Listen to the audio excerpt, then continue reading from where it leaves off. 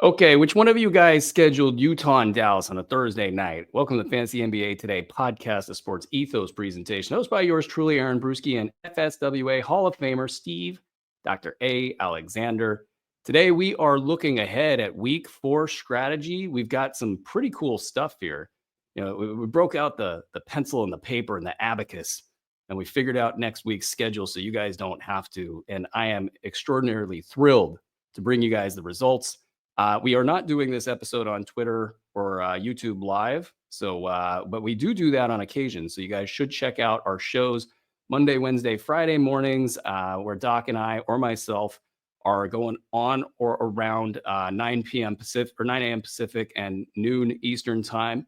And then at night, we are doing 4 shows with Doc and Rick, Monday, Tuesday, Wednesday, Thursday nights, Ethos After Dark. We're doing 2 episodes per day here on Fantasy NBA Today. So hit the subscribe button, hit that like button, hit all the buttons. Every button counts in today's day and age of algorithmic content, and everything you guys do for us is totally appreciated. And quickly, let's say hi to our sponsor. BetOnline is the world's most trusted betting platform and your number one source for online betting. From the earliest odds to in-game live betting, BetOnline provides you with all the action and the ability to watch the games as they happen with the largest selection of odds on everything from football, NBA, college basketball, NHL to UFC and MMA. Head to BetOnline today. Get in on the action with America's most trusted site for online wagering. BetOnline. The game starts here. Doc. Yes, you, Doc. After all of that studying we did for this episode, are you ready to break down the most incredible strategy known to man on how to stream your favorite players into your lineup for total domination? It is kind of exciting. And props to, people hear us talk about Andre. You'll never see him. He's the invisible man, but he spent a lot of time putting this show together. So props to him. Also, I think a lot of us old timers are like, well, the NBA is always on TNT on Thursdays, but it's really not until after football's over. So there's some weird stuff. Like we have a 1-game Thursday coming up with Utah and Dallas. Like, I love Dallas as much as anybody. I don't even know if I'm going to watch that game. I think you and Rick are going to be partying it up for Ethos After Dark, answering user questions, taking on the bigger, larger topics that we don't get time for on a, say, 15-game Monday that we just went through. I mean, it's kind of nice that it slows down every once in a while so you can kind of gather yourself, see what's going on with the league at large. So definitely check these guys out. And they're a hoot. I will just add that. You guys are a hoot on that show. It's almost like you guys lived together for 6 months or something. We're a hoot-a-loot. Hoot-a-loot. All right, let's get into it. Just some quick background. Half the teams teams in the league got 4 games this week. The other half have 3 games. I know we're really breaking news with that intel, but 2 teams have 2 games this upcoming week. That's Denver and Golden State. So just kind of keep that in the back of your minds as we go here. As Doc's mentioned, we got the Thursday with the 1 game. That's kind of a little bit of the centerpiece of some of the stuff that we're going to talk about here with streaming and getting ahead of the action. Your low traffic days, you got 5 teams with 2 games on low traffic days, which are days that have 5 games or fewer. That's Sacramento, San Antonio, Utah, Dallas, and New Orleans. So just kind of, if you're taking notes at home, you want to write those down and then just give them a little bit of extra credence as you make your streaming decisions. And then we're really focusing on the Monday games to start this episode, because Monday, if you do this right, you can really start to filter into the 1-game Thursday strategy. And you could probably take a chance on a guy streaming Monday and then turn around and spin it into a Utah or Dallas player.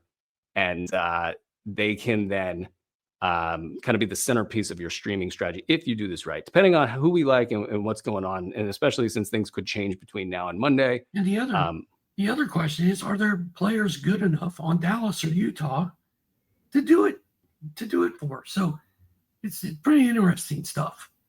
Yeah. And, as we record here over the weekend, we could see something happen over the weekend that kind of changes the analysis here. So just keep that in mind. We're trying to get ahead of the curve here so you guys can get ahead of the curve. And let's get right to it. So the 5 teams that play on Monday, you got Sacramento at San Antonio. You got Brooklyn at New Orleans. You got Washington at Houston, Clippers at Thunder, and then Cleveland at Chicago. So if you have a streaming spot on your team, getting ahead after the weekend action and sort of plotting this out and getting ahead, let's start with Sacramento at San Antonio. Who are you looking at and why? Let's start with them. Well, I will tell you that Devin Vassell is coming back for San Antonio, right? And he's going to mess, or he came back on Friday, didn't he? Yeah. Today's Sources Friday. say. Yeah. He came back on Friday.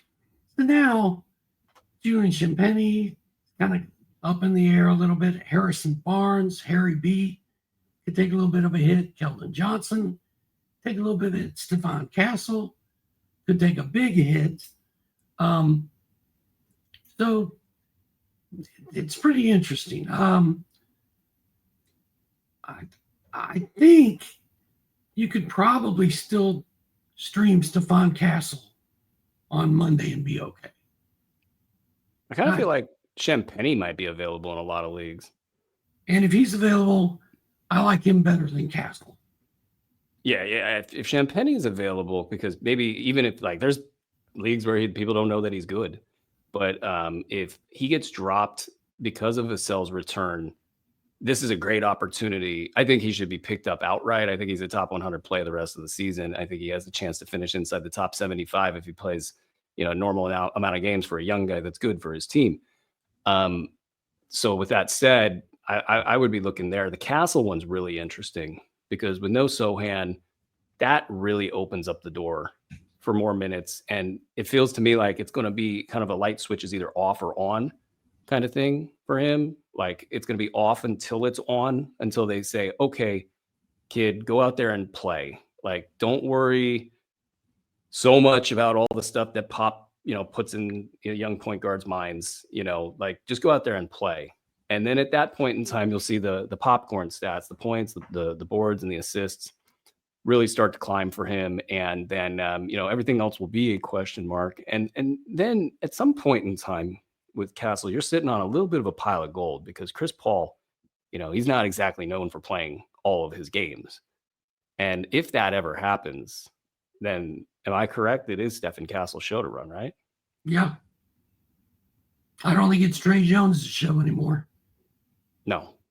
I mean, maybe they try to run as much as possible through Vassell, and that takes a little bit of the it's your show out of his show. But I like when you get an opportunity to stream a player that also has long-term potential that you would otherwise not take a chance on.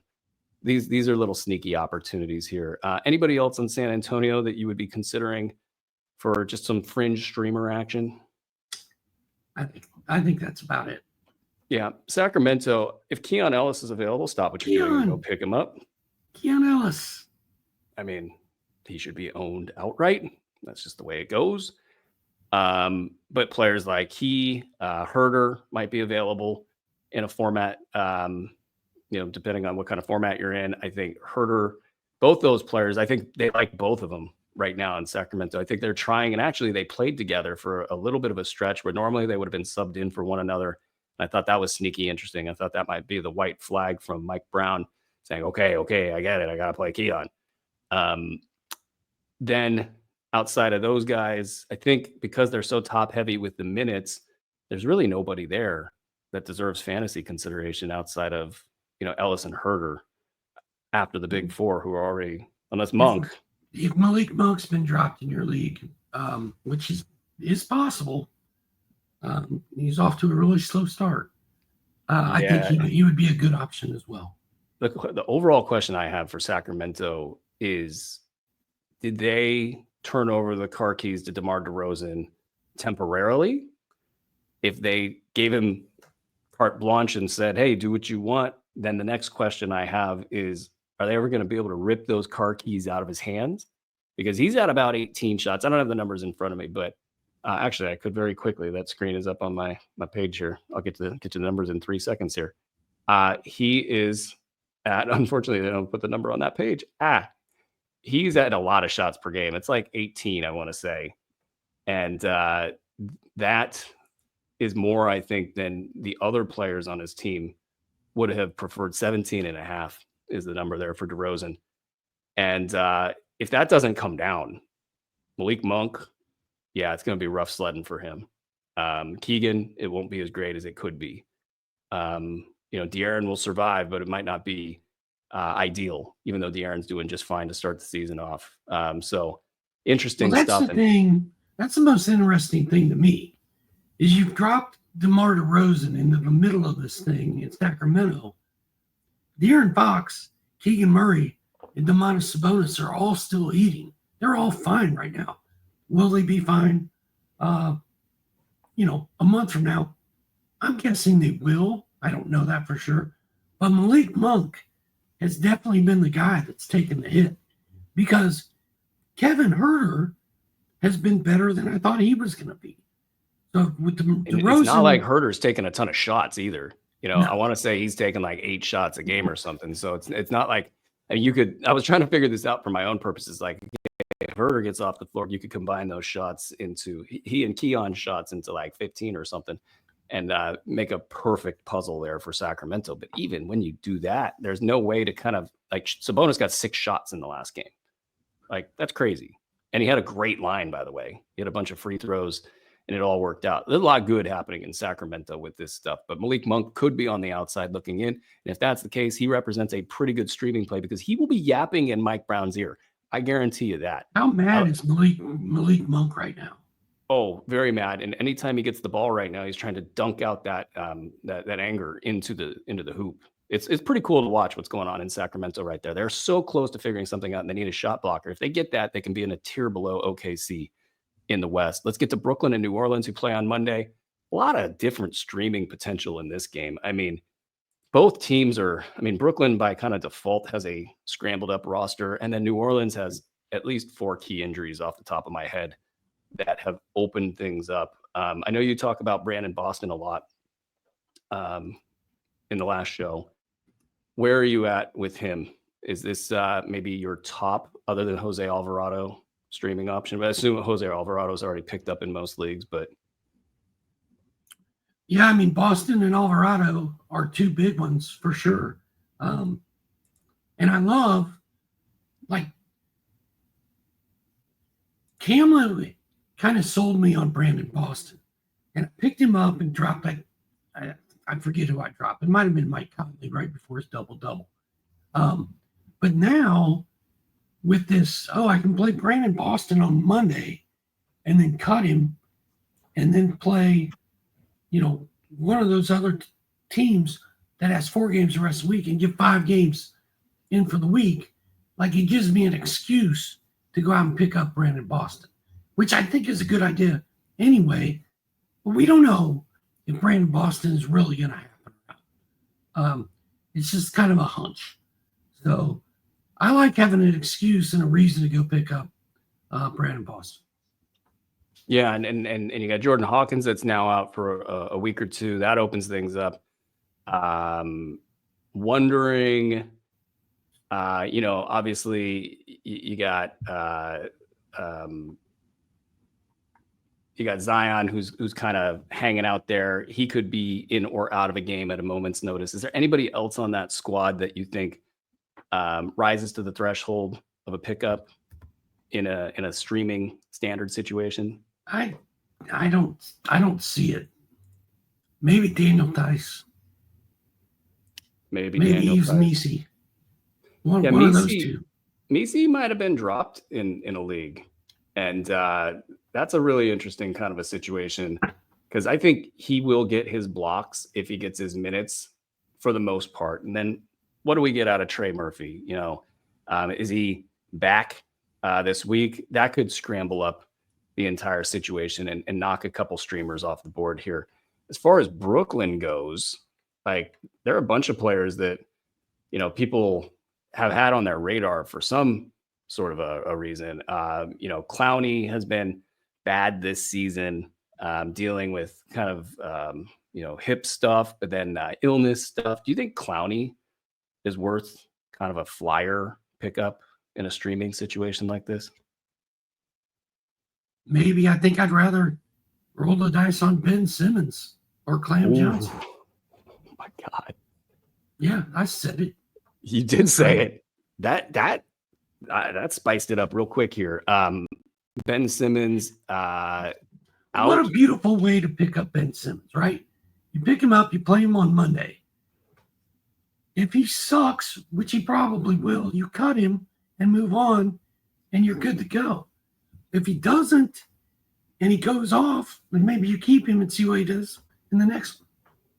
Yeah, I got guys like Dorian Finney-Smith, even Jalen Wilson. If you're in a deep league situation, I think Wilson in March and April will be fantasy relevant.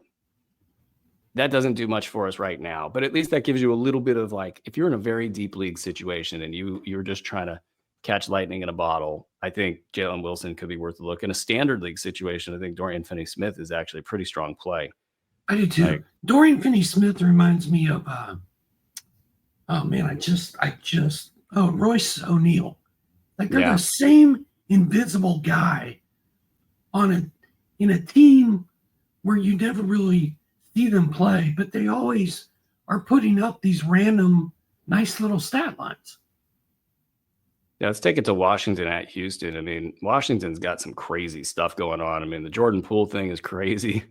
Sarr is going really well. Obviously, these aren't streamer guys, but Kyle Kuzma sort of off the radar there.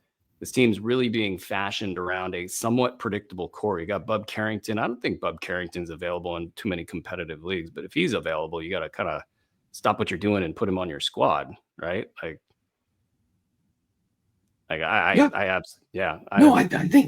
think there's 3 really good ones, maybe 4.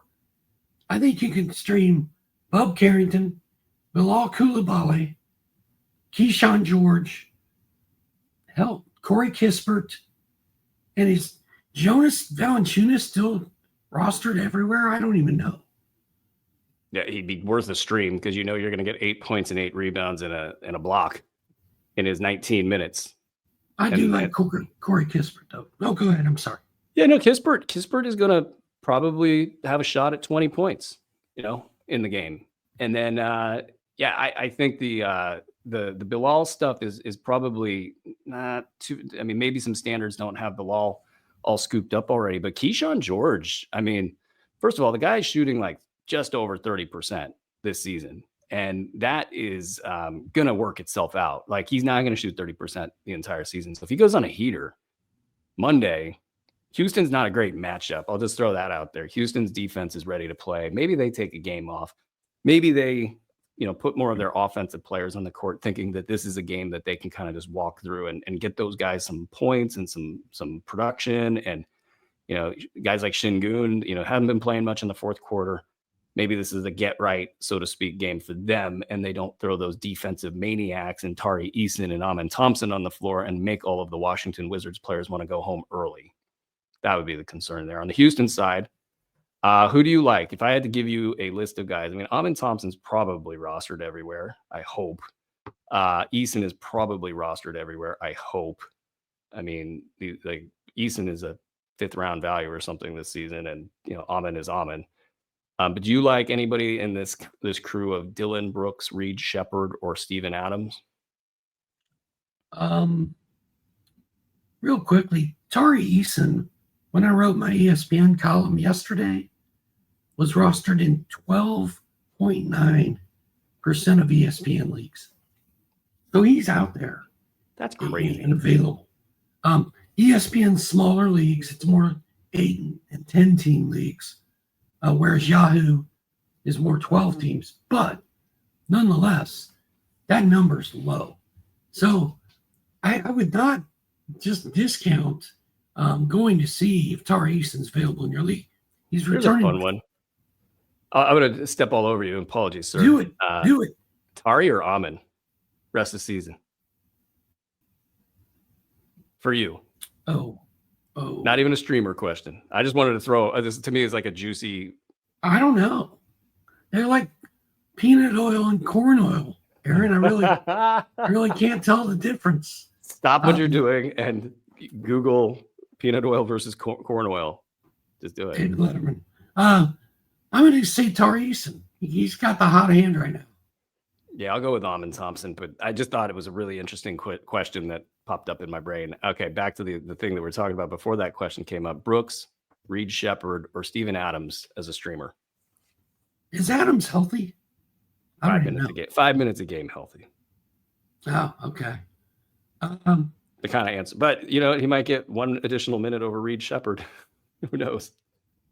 Man, that Reed Shepherd thing didn't really work out like some of us thought it would, did it? No, and it's interesting just to see the size issue kind of play out immediately on the floor, which is fine. I think he'll work through that over the long haul, but I'm not on this team. This team is stacked. So is Dylan Brooks the play here? Yeah, I like Dylan Brooks. Yeah. And you just keep your expectations in check. You're playing the streaming game for a reason, and there's probably better streaming options on the board for you here. Let's take it next to Clippers at Oklahoma City. I think there's a couple great streaming options here. Actually, let's start right there since I led with it. We'll go into the home team side, Oklahoma City. This is a kind of, you almost have to stream one of the Dort and Caruso guys if they're available in your league. Like, yeah, it's a little hit or miss, but there's lots of options. They're just all very scary. There's Case and Wallace. There's Isaiah Joe. There's Caruso. There's Usman Dang. There's Wiggins. There's Aaron Wiggins. There's a lot. They paid Wiggins and Joe is going to do Joe things. That's what it is. But Wiggins has been kind of out there front and center in spots where I would be like, oh, maybe we'll see more Dort or maybe we'll see more Caruso. And it's like, we're going to get Wiggins. And a couple of times I've been watching Wiggins. I'm like, is that Jalen Williams? Oh, no. That's Aaron Wiggins. It's a luxury that they have at Oklahoma City. That's just crazy. And Case and Wallace, I love the guy. I wish he was on another team. If you're ranking these guys, who's your top streamer target? Oh, Lou Dort. I would say Caruso, but you're probably right on Dort. I just want to mix it up a little bit. Is Caruso available? I feel like he's not, but maybe Dort's not either. It's hard to say, and we are looking a little bit ahead here. So, obviously, if injury wins, blow a certain direction, then you can kind of adjust. But for me, it's that Caruso sort of has a documented history that that he can have top 75 value in low minutes. Whereas with Dort, I feel like he's had to have the big minutes to get into those higher valuations. And so for me, it's Caruso, but Dort's sort of had better pop in this season so far. So you're probably right on Dort, but I would take Caruso, even if it made me wrong. On the other side of the equation, this team is sort of streamer central. You got guys like Chris Dunn, Derek Jones, Nick Batum, Terrence Mann, even KPJ. Like, which of these names rises to the top of your list? These are my boys. This is my squad. No, I like. I even have Amir Coffee on my 30 deep team. I've got like the whole thing. I was waiting, and we were just as time of mention 23:46 into the show. Steve and his 30 deep team that are tops in the league. Getting ready to crush. Terrence Mann, it's a pretty big one. Derek Jones Jr. I like. Hell, I'll stream Amir Coffee right now, and I'll stream Chris Dunn. Like there's a ton of options. Did you pick one? If I had to pick one of those guys, is that your question? That was my, which came out like as a threat almost. Pick one. Damn it. If Norm Powell is not available, and he better not be, I'm going to go with Derek Jones Jr. Okay. I would probably, needs probably come into play. Like if you don't need steals, Chris Dunn maybe isn't the guy, but he's the one that I always look at to see, can he get 2 steals, 2 blocks, and some goodies elsewhere and kind of reach up into a top 75 game. He does it every once in a while. Batum maybe as well. But you know what? Actually, these guys are so equally positioned. I mean, Kevin Porter Jr. might, in his 20 minutes, give you something good. And in a game against Oklahoma City, the interesting thing here is you might see a phenomenon where they put players on the floor who can physically match up, because if you don't, you're going to get steamrolled. So that's guys like Chris Dunn. It's like Derek Jones, Batum maybe for his experience, but then like a KPJ, if we're saying, hey, look, we can't get a shot off, maybe KPJ starts coming in because he can get a shot off. Let's move it into Cleveland at Chicago. Cleveland's got the best schedule this week. No back-to-backs, 4 games. So they're going to be nice and fresh. And maybe the best streamer option, though, is probably not available in too many leagues. It's Karis LeVert. He's got a nice window here.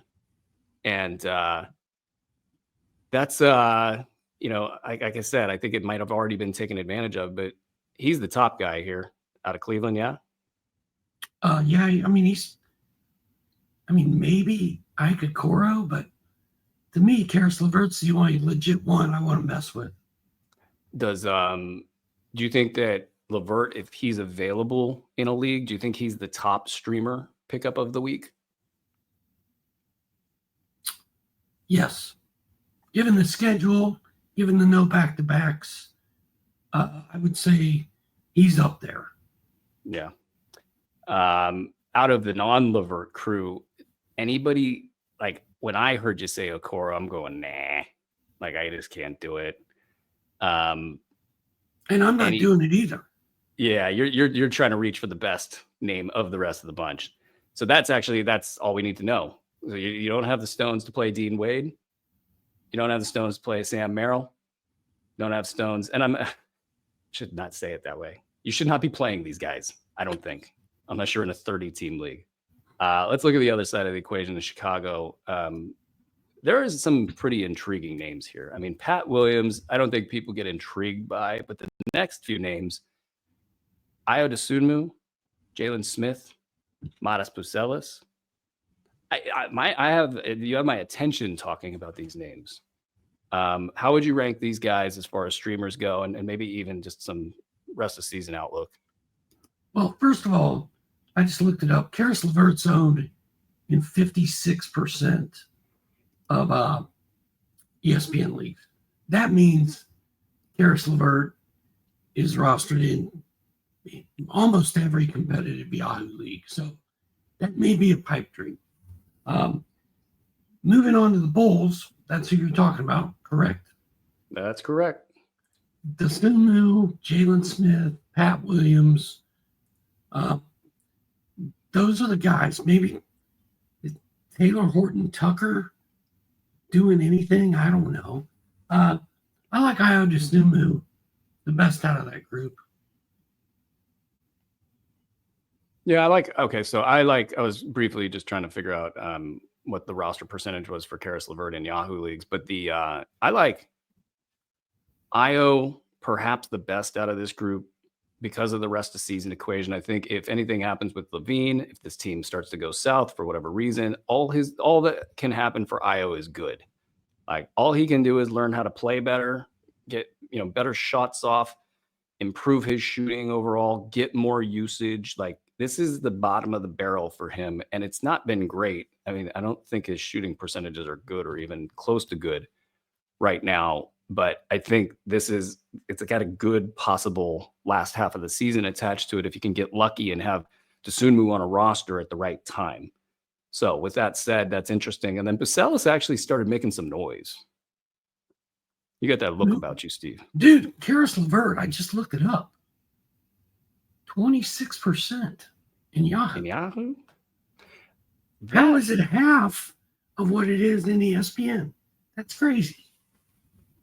Yeah, I just see that with my own eyes. So why I stopped. We're video. We can see each other over here, and the look on Steve's face was something like, what happened? Are we all good? What's going on? LeVert, wild. 26%. Were you talking to Bucelis? Yeah, I was talking up Pucelis a little bit because at least he's had some productivity lately. I mean, they want to play him in the G League and who knows what's what, but at least you have my interest because I do think that guy can play. I think they're holding him back, and that's of course why you wouldn't, go over the moon for this guy. And really, maybe the guy that's got the most current fantasy value is Jalen Smith because he has center eligibility in a lot of leagues. That might matter more in a league where you have more centers you need to play. In terms of per minute upside, he's not the best in that category, but at least he's put numbers up on the board in lower minutes in the past. Injuries are a concern for him, but again, if Vucevic, something happens, they want to tank, they want to trade. Those aren't exactly likely scenarios, by the way. It's not like he's got the most tradable contract in the world. It's not like, the Bulls are champing at the bit to get rid of him right now. But if that was to happen, Jalen Smith would have a nice little path there. But a lot of injury risk. I got to just kind of double down on that with Jalen Smith. So your top guy in the Patrick Williams, I had assumed Jalen Smith, Midas Bacelis would be. Assuming. Okay. Yeah, I'm with you there. Unless you need a center, then I would go Jalen Smith. And I've got Jalen on a dynasty team, so I do want him to do well. So I'm polling for him. Dude, Chicago's a disaster. They're not very good. Pat Williams. When are they finally going to give up on Pat Williams? I've been told 4 straight years that he's going to break out this year. I fell for it once. I feel bad enough for that. They're falling for it 3.5 years later. That's not right. Yeah, no, they don't do anything quickly in Chicago, and it's just going to be interesting. If Zach LaVine can stay upright, I think it will almost be a bad thing for them unless they can trade him as a result of it. So that's the 5 games on Monday. We're going to quickly do a question of, for the 2-game teams, what would we do with them in a start-sit situation for the week? But then we'll get back to what are we doing with the rest of the week, and then we'll wrap this up and get out of here. But the 2 teams that have 2 games this upcoming week, Denver and Golden State. Which ones, not named Nikola Jokic or Stephen Curry, are you going to be starting in a 2 games versus 4 games situation? Since half the league's got 4 games this week, you're going to come up across this where you got players on these teams. They're higher value players. Who gets the call? I'll go, and let's just stipulate that the 4-game player is getting you something in the ballpark of top 125 to 150 value per game. So those numbers, when they kind of compile up, start to be valued in, say, like the top 50 range, against a 2-gamer. So somebody inside the top 50 is kind of what we're looking at here. So we'll start with Denver. If you had a 2-gamer or probably a 4-gamer going up against, say, Jamal Murray, do you start Jamal Murray or the 4-gamer? I'm starting a 4-gamer. I agree. Michael Porter Jr. Especially with Jamal Murray's injury standing right now, like it's kind of shaky. It is kind of shaky, as is everything in Denver right now. Michael Porter Jr. I can find a guy with 4 games I'd rather play. Interesting. Christian Brown. I can probably find a guy with 4 games I'd rather play. It sounds like you're not liking the risk that something happens in the second, one of the 2 games that tips it over. I don't even love playing Jokic for 2 games, but I'd probably do that. Yeah. The rest of it, no, I much prefer. Let me get a guy that can go have maybe 1 huge game, 2 decent games, and 1 dud, versus a guy that may have 1 good game and 1 bad game. I do think the devil's in the details with this because a top 100 guy that goes kind of baseline for 4 games, that starts to equate to top 25 value compared to a 2-game guy. So these you do need to play well. A Jokic can kind of cruise and beat that mark. But the risk in any one time in any of these 2-game situations where they're in a blowout, They play 27 minutes. It's a lackadaisical game. Something bad happens. And you can flip it and you can say, yeah, these guys will go off, but that's all baked into the equation to begin with. So these are very interesting questions. On the Golden State side, Steph? Question mark? I mean, it depends on who I got.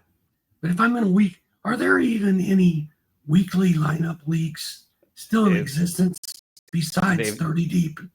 Besides 30 deep, which was voted down. I put it out there. Somebody's like, hey, can we flip this into a kind of a daily situation? And it got voted down. Voted down.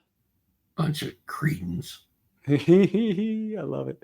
I mean, in a vacuum, you're going to play Steph Curry because he's that good. He is that good. What if you got? I mean, how many games does Washington play? I believe they're a 4-gamer. Let me quickly look. I think Washington is 4 games.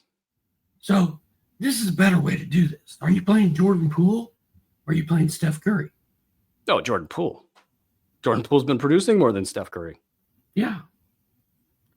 So, I mean, Steph is kind of, even no matter wherever he is in a given like segment of your production, like if it's this 2 weeks or next 2 weeks or 2 weeks in March, whatever, he's a top 25 threat, if not a top 5 threat.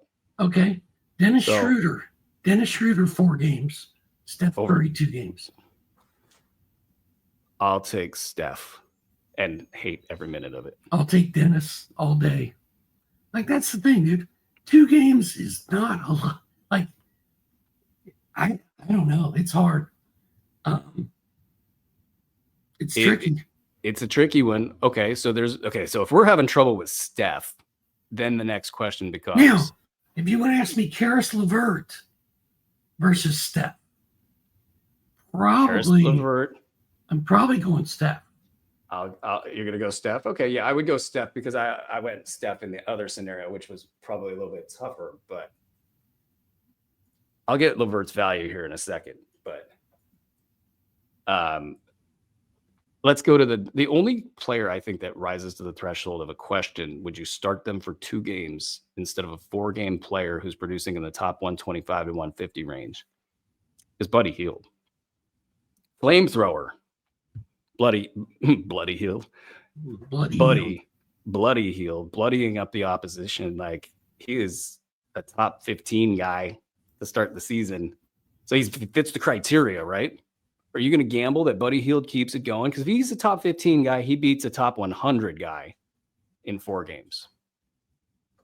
If he has 2 top 15 games, he beats the top 100 guy going 4 games. I play Schroeder over Buddy. I probably play Karis LeVert for 4 over Buddy. It's just tough, man. Yeah, I mean, what if you even look at Tim Hardaway Jr. playing 4 games for Detroit versus Buddy playing 2? Tim Hardaway Jr. is going to score 75 points for the week. He's going to hit 14 triples. Like, it's hard to overcome 2 games. It really is. And just to kind of balance that out, Buddy Hield, through his first 8 games of the season, 21 points, 4.6 threes, 4.5 boards, 2.3 assists. 42 points and 10 threes. That's right. That's for right. The whole week. And you got Tim Hardaway, who's eclipsing those numbers, but is Tim Hardaway getting you a steal and a half a block per game, and also shooting 51.7% and 85.7% from the foul line on a decent little chunk of 2 free throws per game. But is that 1 steal and 1 block you're going to get from Buddy? Does that change your season? Or 2 steals and 1 block? No. But the percentages, and this comes down to whether or not the percentages matter to you. I think there's a lot to be discussed there. And I'm personally speaking more from a roto perspective, just because that's what I play most. In a head-to-head matchup, do those percentages matter to you? And what I've consistently gotten from both you and Rick is that those are the categories, and maybe more Rick, because I don't recall you saying this, but Rick really does fade those percentages in the head-to-head. If those don't matter, a lot of Buddy's value kind of dissipates. I think when you're talking about playing Tim Hardaway Jr. over Buddy Hield, we know that Buddy Hield, based on how he's played so far this season, which is off the charts, has been incredible. So the numbers, the percentages, all favors Buddy Hield. It's safe. It's safe is all it really is. But if you want to try to beat somebody's ass and take a swing for the fences, what if Tim Hardaway Jr. So what if he had one monster game and then 3 decent ones and he has the potential to put up so many more numbers than Buddy Hield. And what I think we should do with this. Oh, I like where this is going. Is calculate all this after the fact and see if you would have played Tim Hardaway Jr., if you would have played Dennis Schroeder, or you would have played Buddy Hield or Karis LeVert, here's what you got. Yep. And I'm very curious to see. I could see Tim Hardaway Jr. beating Buddy Hield in every single category. I really like where this is heading. And our producer from France, Andre Lemouche, would hopefully gladly put that together for us. I hope. And after I said that, it's probably a hard no. This is a fascinating conversation. I do think that these strategy questions, it's like, okay, with Buddy, like, yeah, maybe you want to swing for the fences. Well, maybe you look across the line and you see a team that just happened to be stacked and you're trying to win. And you know that you do need to reach up to the clouds. That's when you might take the higher upside. And if you're just cruising and you need to not get any zeros, 4 games of Tim Hardaway definitely makes a lot of sense there. But I have one last point on this. When I log in, now I'm a games play guy. I'm not a guy. I'm not a roto guy. I play 0 roto. I play a lot of head-to-head. I have 1 points league. But when I get in, almost all my leagues are on Yahoo or Fantrax or CBS. But when I get into Yahoo and look at my team for the week in my matchup, it says games played, games played. If I have more games played than my opponent, I feel like I'm going to win. It's a big deal. It is a huge deal. And this is a fascinating conversation that definitely deserves its own podcast, probably during the off season, but we'll push through. And I would love to see the results of this and just kind of see how it all goes. Also, by the way, Buddy Hield due to fall off at some point, but as I discussed in a past episode, he's doing exactly what they want him to do and need him to do. The role and everything that's going on with him is not necessarily going to change. And he's also a guy that's not exactly prone to slumps. He's one of the best shooters in the league. So we'll see how it all goes. Fascinating stuff. The second half of this strategy, if you were streaming into the Monday games, really boils down to, can you get Utah and Dallas into your equation and enjoy the fact that they have games on Tuesday, Thursday, and Saturday? And that is, a nice little calculus there. They're the 2 teams, Utah and Dallas, that have 3 games between Thursday and Sunday. And quickly, before we get into those 2 teams, the teams that have just 1 game heading into the end of the week: Portland, Golden State, Orlando, Boston, Milwaukee, and Philly. So if you're sitting there looking at your roster and you're like, I got some guys that I would consider dropping, if you're looking for a streamer bait, these are the 6 teams that only have the 1 game toward the tail end of the week. So you can kind of factor that into your corncob pipe and you can smoke it that way. Dallas and Utah, where at the top of the list, let's go both teams. Who's your favorite streamer out of that bunch? I'm not looking at them both on the same screen. So I'm intrigued by Najee Marshall in Dallas. Who's the other one? Utah? Dallas and Utah, baby. Yeah, that's going to be What a Thursday night that's going to be. Cody Williams. Najee Marshall didn't jump to the top of your list? I said Najee Marshall. Jordan Clarkson. I kind of wonder if PJ Washington is available in a lot of leagues. Well, he was balling, but he's been hurt. Yeah, that's true. And so I'm kind of discounting him because I feel like he's hurt. But if he's going to play, I think he climbs up to the top of the list. Yeah. If he's playing, that's for sure.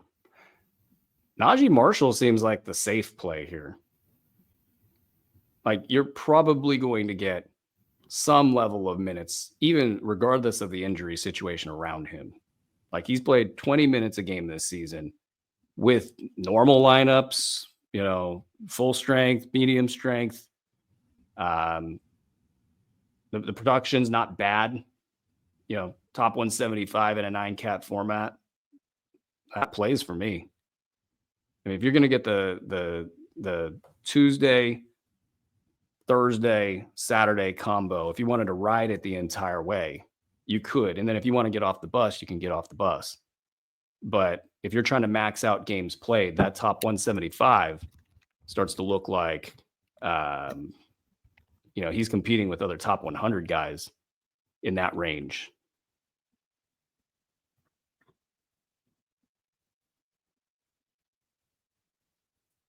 Did you just ask me a question? It's the most pregnant pause of all time. I'm like, Bruce not talking. They say be comfortable in silence. I was just going to let that go. He stopped talking. He's either dead or he asked me a question, and I slept right through it. It was a glitch in the matrix. The Dallas side, I think we've pretty well hashed out here. Utah, though, talk about the island of misfit toys. Like, I wouldn't be surprised if Colin Sexton's available in leagues at this point. Dude, Keontae George might be available. Colin Sexton. John Collins might be available. Yes. Lauri Markkanen's been crap. He might be available. I mean, who knows? What a disaster. Yeah. Trying to thread the needle here. I'd say guys like Jordan Clarkson. I don't think Collins is available in a competitive league. He shouldn't be. Like Clarkson, and then that's probably the guy I think that you would be targeting in a normal situation. And then, Filipowski, he hasn't done anything with his opportunity, but he might actually make it. I don't think outside of a very deep league. This is a very bad team. And in terms of targeting a strategy, it's essentially like Najee Marshall and Jordan Clarkson, and that's actually not bad. Clarkson is 30% rostered in Yahoo. If you were to take the overall, there's guys we like in the Monday games, and you should definitely give them all the credibility in the world. But if you're kind of looking at, you could go Levert, Clarkson, Najee Marshall, and call it a day with a streamer strategy heading into the week. That might actually make some sense.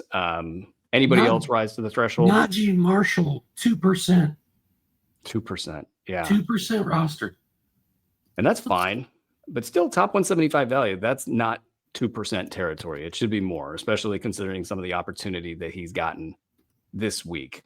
Friday, 12 games. It's really hard to stream on those days. Saturday, by the time you get to the upcoming Saturday, the entire chessboard will be different, but you're going to get a good opportunity to stream on that day.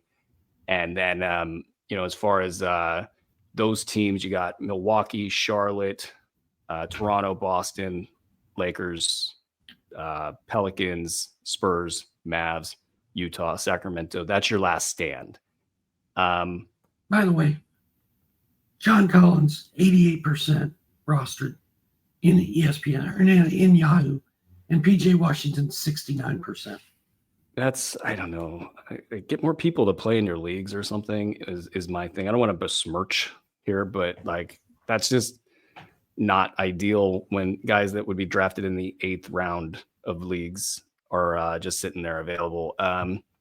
Yeah, so if you're looking at Milwaukee, Chicago, or Charlotte, Toronto, Boston, Lakers, Pelicans, Spurs, Mavs, Jazz, Kings at the back end of the week, that's going to be where you look at for that final push. So when you get into your planning for the week, maybe just put a little asterisk by those teams so you can, if there's any tiebreaker situations, or if you're in the middle of the week and you're looking to get ahead, just have a list next to your desk.